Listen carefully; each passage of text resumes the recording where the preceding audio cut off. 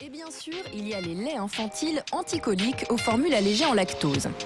Nous nous sommes rendus en Normandie, dans l'usine qui fabrique le lait numéro 1 des ventes. Première étape, le lait en provenance de la ferme est écrémé, car aucune graisse animale n'est conservée dans ces laits pour bébés.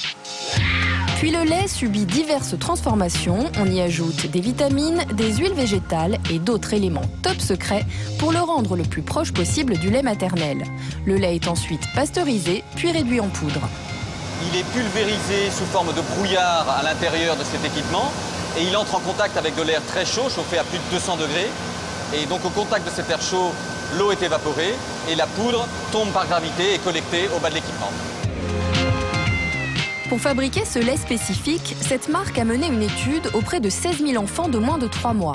75% d'entre eux souffraient de troubles intestinaux, dont un tiers de coliques.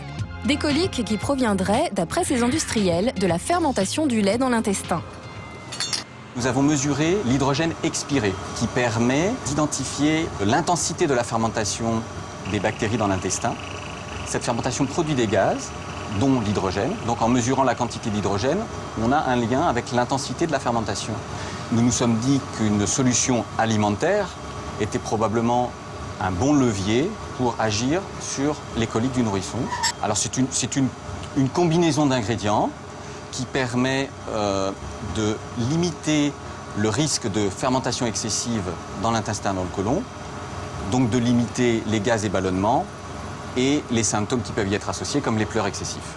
Un lait qui adoucirait la digestion des nourrissons et qui semble efficace puisque 50% des bébés testés avaient moins de coliques au bout d'un mois. Un bon coup de pouce, même si la meilleure arme des parents reste sûrement la patience.